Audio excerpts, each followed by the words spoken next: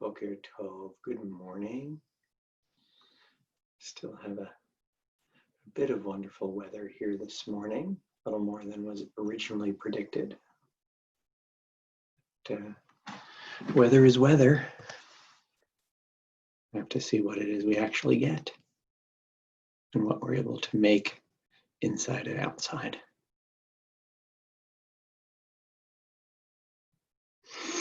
Hope you got some good sleep, feel a bit rested on this beautiful morning.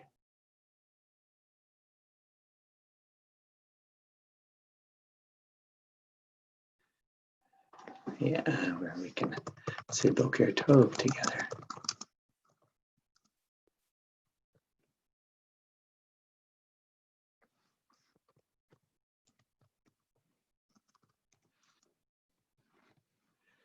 This May the 17th.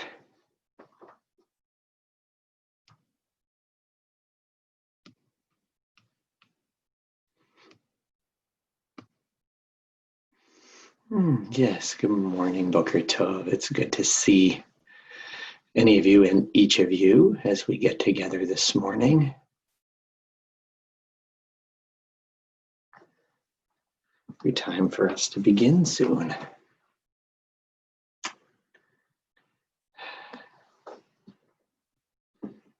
So I hope your long weekend, don't have to worry about it feeling long, but I do hope it feels like a weekend. I do hope that each of us is able to make it a little bit different, a little bit restful, a little bit special, I hope. Certainly it's good to start this morning in the virtual chapel.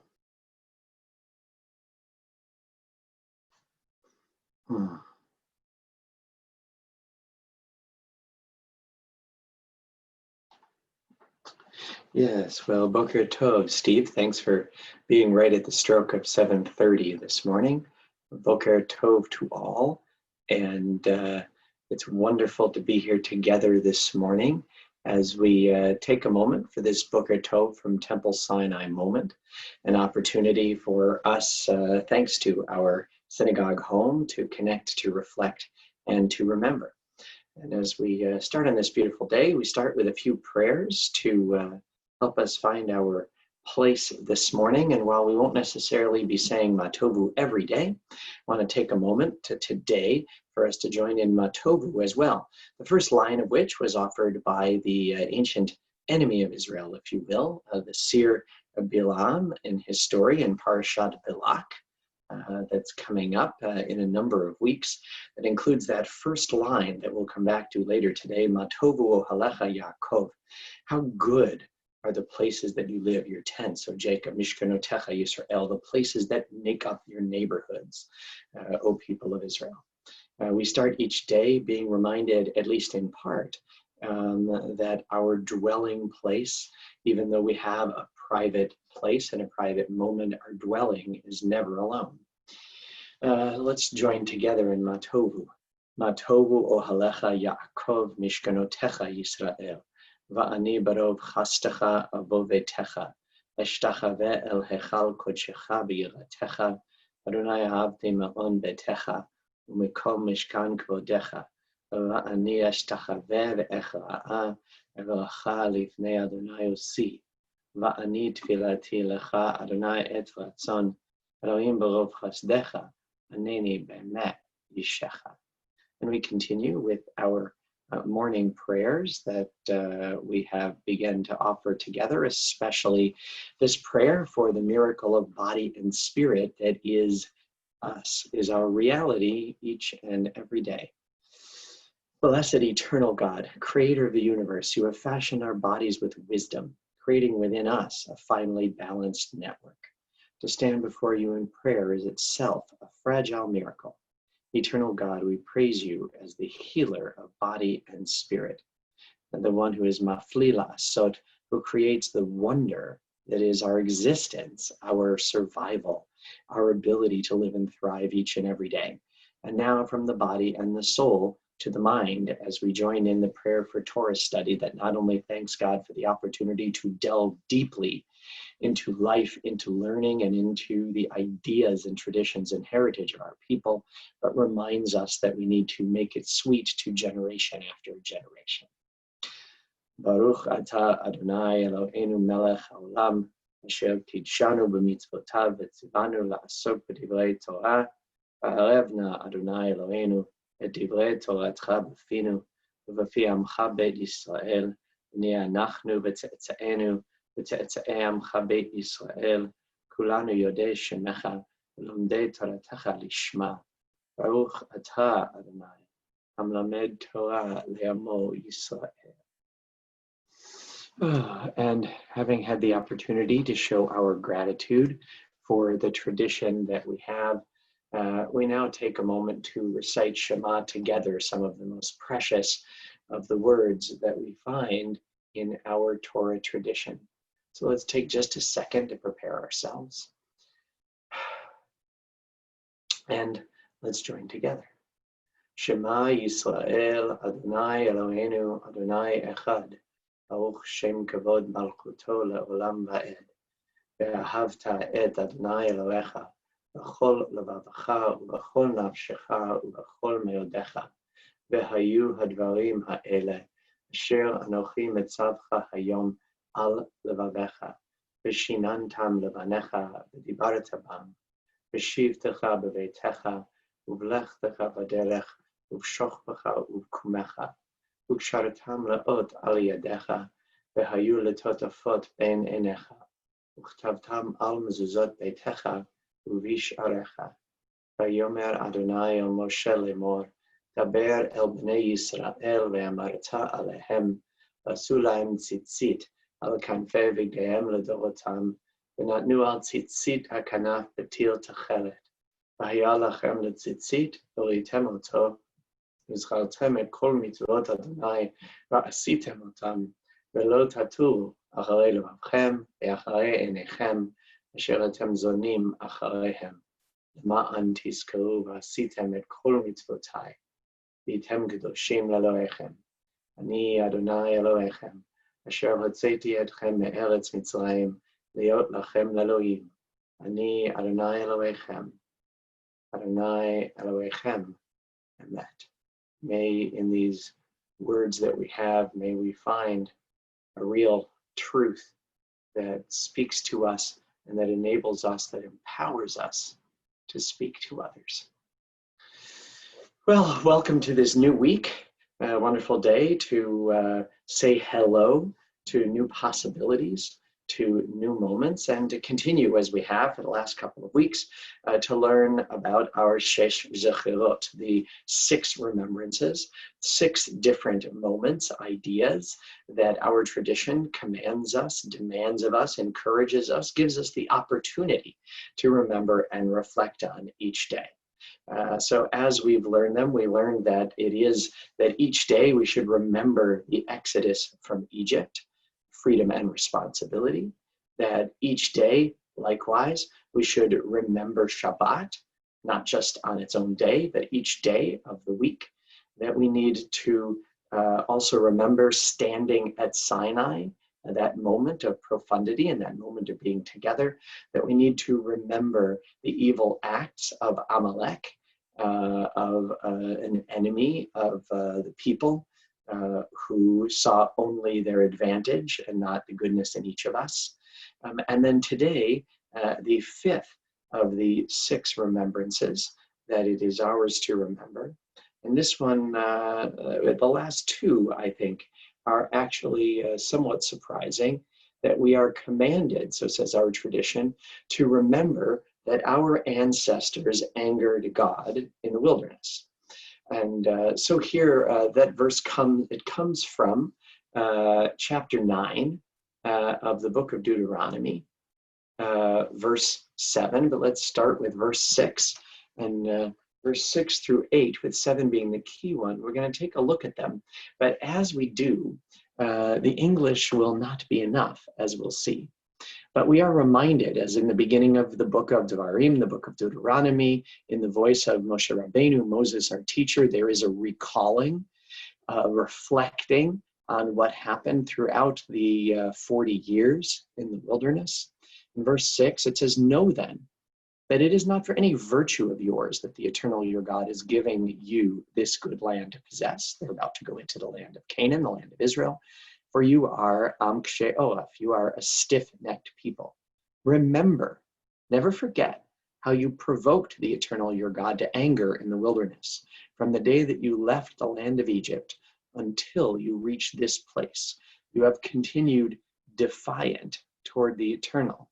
At Horeb, another name for Sinai, you so provoked the eternal that the eternal was angry enough with you to have destroyed you." That during the time in the wilderness, that we should remember, so says our tradition, each and every day, that our ancestors angered God in the wilderness. That in this idyllic place where God was so present, where they had just seen the plagues upon Egypt and the miracle of the parting of the sea, nevertheless, they rebelled against God. They challenged God. They struggled and did not listen, even when their opportunity to listen was so much more immediate than ours is. Now, again, starting with the word zachor in verse 7, the word remember. And it says not just zachor, remember, but zachor al tishkach, remember and never forget. Now, the tradition continues to interpret that when it says never forget, that's in our hearts. That in our hearts, we must always hold on to the reality of these stories and this narrative, that this is in fact our heritage, not only in an ancient sense, but in a personal sense. And then Zachor means we must say it aloud. But what is it that our tradition wants us to say? Is it merely that we should remember that in ancient times, our ancestors angered God in the wilderness, that when they had every reason to believe, every opportunity to see what we don't unless we really look for it, that the divine was so present in the world, that they were blessed and held and cared for, to be able to say, wow, I have such support. And even in that environment, even so, they rebelled. Is it enough to remember that? Our tradition in sharing this daily opportunity and obligation with us says no, that if we should remember the reality of ancient times and how our ancestors found faith difficult, of how they found response and responsibility to the divine difficult, how much more so do we need to acknowledge our own? Now, what is it that we're acknowledging? We are not acknowledging our capacity to do evil. We are acknowledging, not evil, but that it is so real and normal for us and those around us, those who came just before us, those who were helping support, who are going to come, who are going to stay after us. It's so normal and natural and real for us to stray from the path. And when we do, when they do, what do we remember? That we remember in this context that God is giving the land, God is giving the future, God is creating a covenant with real people, with real struggles, not with some angelic group who existed in the wilderness, but with people just like us, with people who can focus on what is real and right and important, even when so often we do not.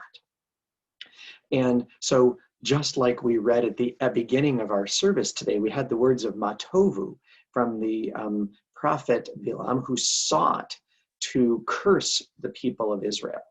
That the people of Israel, and that story's in the book of Bamidbar, where moment after moment, even with the people of Moab, who are key to the story of Bilam, our people had gone astray and had lost their way and forgotten their approach and their values.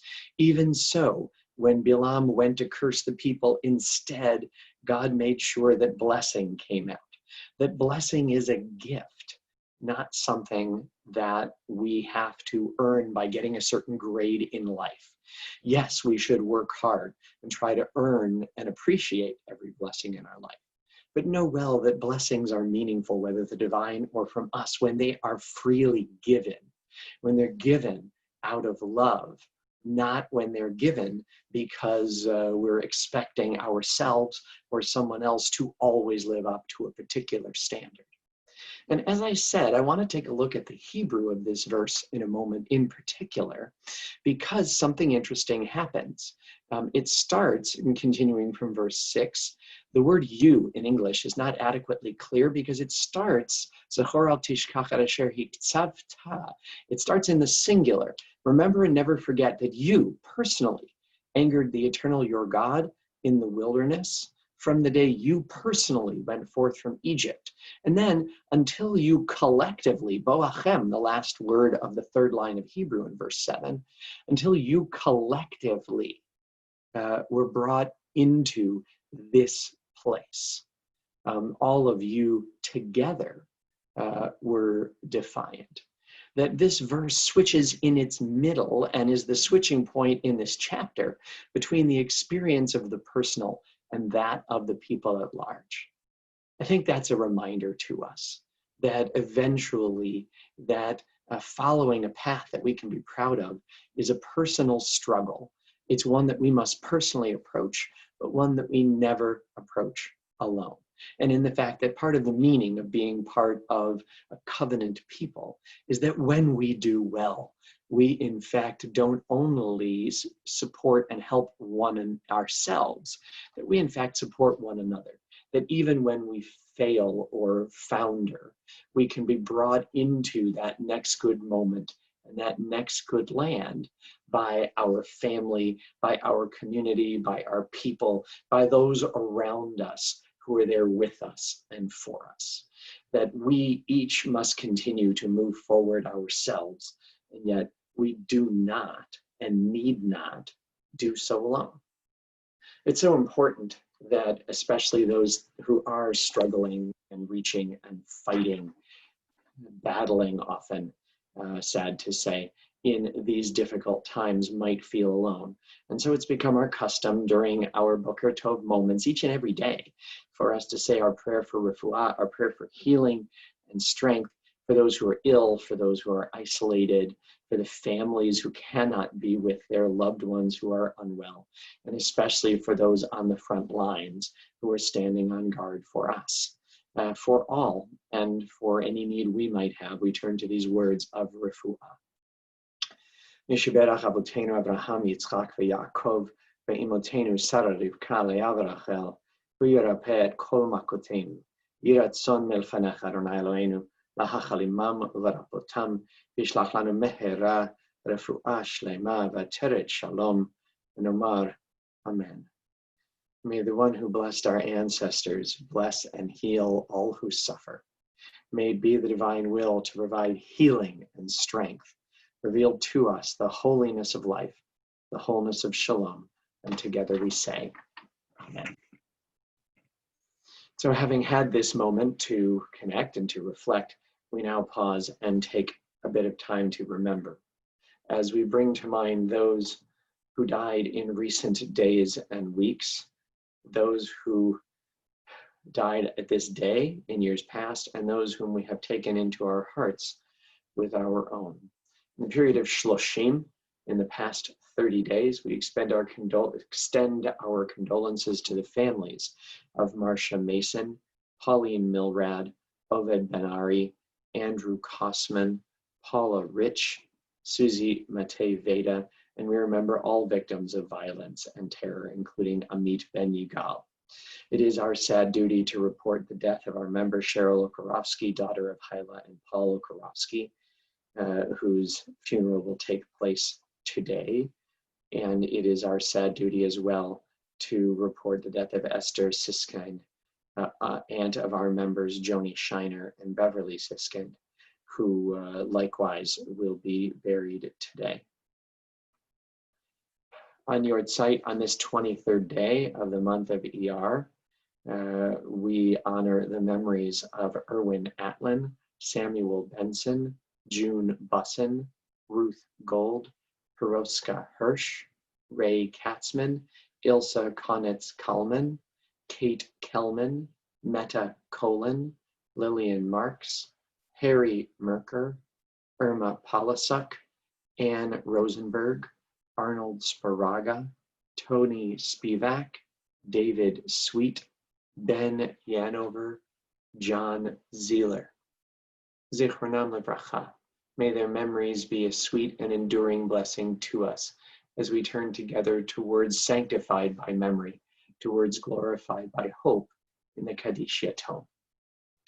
Yit Gadal v'yit Kadash Shemei Rabbah, Be'alma divarach irute v'yamlich malchute, v'chayechon v'yomechon, v'chaye dechol Beit Yisrael, ba'agala uvizman kariv v'imru. Amen. Yehe Shmei Rabbah mevarach la'alam u'lalme almaya, yitbarach v'yishtabach v'yitpa'ar v'yitramam v'yitnaseh, v'yithadar v'yit'aleh v'yithalal Shemei dekudusha b'richu, la'ela min kol birchata v'shirata, tushbechata v'nechemata, da'amiran be'alma v'imru. Amen.